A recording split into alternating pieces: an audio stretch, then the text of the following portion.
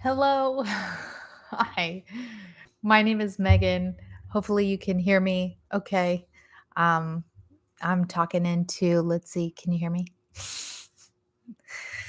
So, welcome to Low Bar Podcast. My name is Megan, and I am the metrics master for our school group at USF in Tampa. And I am also the host of this podcast.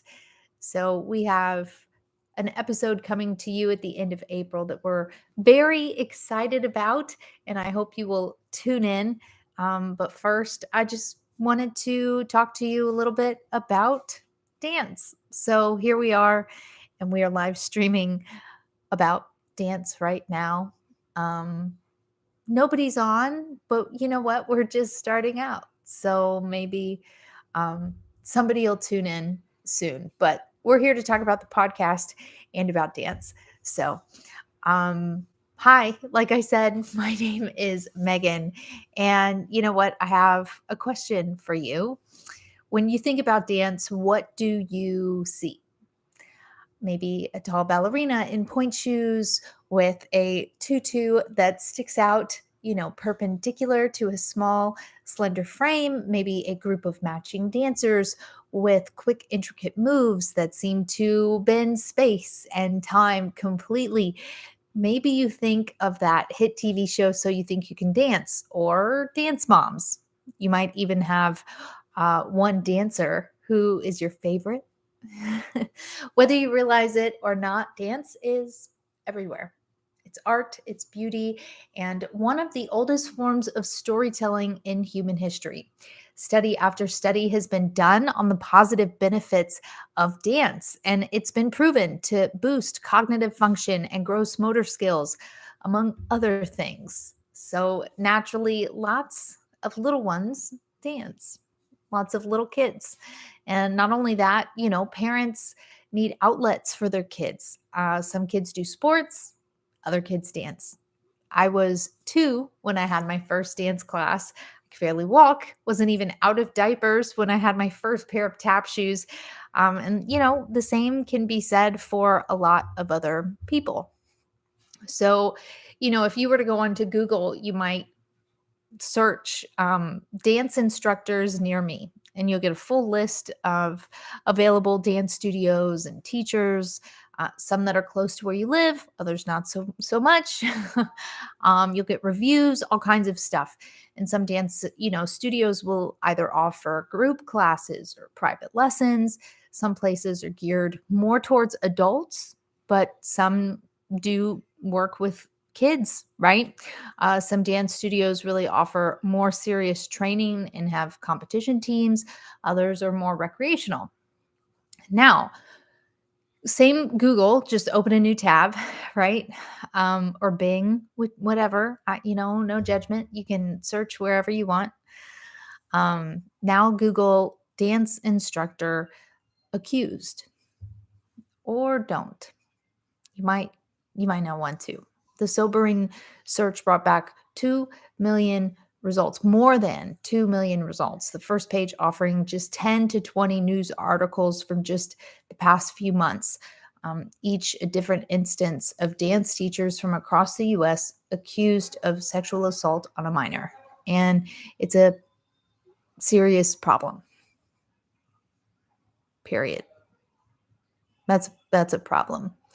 And so, as somebody who's been in the dance world her whole life, knowing this statistic and having been a part of this, you know, dance industry for so long, um, you know, I'm part of that statistic, and I wanted to make a difference. And so this this is the podcast. This is Low Bar. And so hopefully we can raise the bar. That is the goal of this. So, it's not to just talk down on dance, because I love dance. I love everything about it. It's my release, it's my everything. Um so I think it's definitely time that we raise the bar. So, yeah, I want you to join me for this podcast. I got to stop hitting the mic this April, where we will dive into the dark side of the dance industry. It's a podcast exploring an industry, that the Bureau of Labor and Statistics show growing 27% over the next 10 years. It's an industry that, a lot of studies have shown at the high end could have as many as 10.5 million people involved.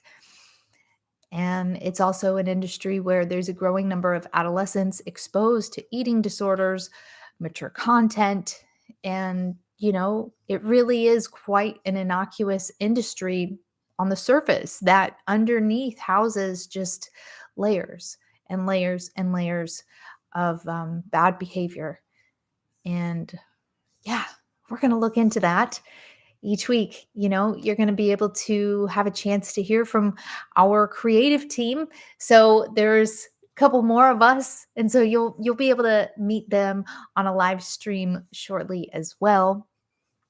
And in the meantime, I would love for you to follow us all on Instagram. It's at Low Barre Podcast. And of course, that's bar with two R's because we're talking ballet here, kids. It is definitely low, LOWBARRE, bar podcast. Podcast. I could not finish spelling right. Of course, or you can come right here on YouTube, but you are gonna get some pretty cool stuff on Instagram, like our high five every week. We will give you a high five, and it's just 5 different places that you can find resources uh, or whatever you need. If you're in this industry or a different industry, maybe that has been through other things. So that's totally up to you. And thanks. If you end up watching this, I sure hope somebody will. And I do hope that this podcast can, I don't know, make a difference for someone. So, anyway, I hope you guys have a wonderful evening and only good vibes. Only good vibes ever. Only good vibes. Thanks for coming. See ya. Peace out.